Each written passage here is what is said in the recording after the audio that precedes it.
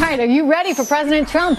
According to the Associated Press, the Republican candidate is considered the most electable one of the whole bunch. 7 in 10 Republican voters now say Trump could win in a general election in 2016. Now, keep in mind that Dr. Ben Carson has been polling very well recently. In the same poll, 6 out of 10 Republican voters say he could also be in the White House come next year. Well, Donald Trump's dominance in the polls has taken many people by surprise, but not Andrea Tantaros. She wrote in 2011 that Donald Trump would have posed a serious challenge to President Obama if he had run in the 2012 election, and she joins us right now. You know, Andrea, this is amazing because you called it, I mean, long before anybody was talking about him as a serious candidate in any way. You're going all the way back to 2011. What is it that you saw then that people are now seeing now? You know, I think living in New York, Trish, you see everything that Trump did here and how he turned around the ice skating rink in Central Park. And, you know, his story is that of legends. I mean, I know he's taking a lot of heat this morning because he took a loan from his father for $1 million. But it's tough to take $1 million and turn it into what he's turned it into.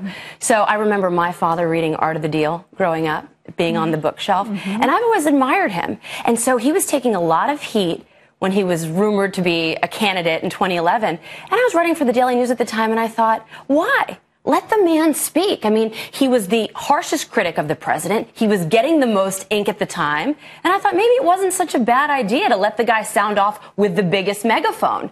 Little did I know we'd be talking about him years later as somebody who is the front runner and been able to maintain a lead, Trish, which historically, as someone who's worked on campaigns, we've almost never seen someone sustain this large of a lead for this long. You know, it's amazing because Mitt Romney had a lot of good policy ideas, but he could never sell them to the people in the way that Donald Trump is selling himself, in part because all the trappings of wealth and success really seem to hinder him. Donald Trump, much wealthier guy than Mitt Romney, has no problem with that. I mean, people are seeing him as kind of like them, one of them, an American success story.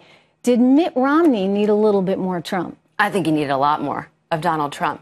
I mean, he had an elevator in his house, and he was almost sorry for it. Why would you be sorry for that? Trump would be like, you know what? I get 10 elevators in my house. Right. And he took flack, right, for inheriting some money from his dad. But he didn't say what he should have said, and that is, I am successful, and I'm not sorry about it. I'm a really good businessman. I kick butt at Bain Capital. I turn the Olympics around. And I'm rich because I'm good. And I'm going to take that success and apply it if I win the White House. Because Americans, ultimately, they don't really resent success. They don't resent wealth. And I think we're seeing that on full display with the success Trump is seeing. It's aspirational, right? And it's a very simple message.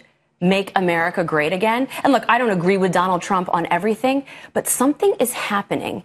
And, you know, Sam Huntington wrote this incredible book, and he said that the 5 civilizations were going to return to their cultural roots after the Cold War.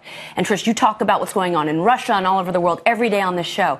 We see that happening with Putin restoring the greatness that happened after the fall of the Soviet Union. We see the Chinese returning to Confucianism. We see it with the EU.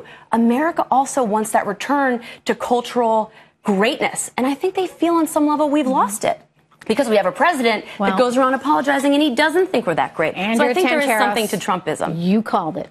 2011, everyone. You got to listen to her every day on Outnumbered. Thank you so much.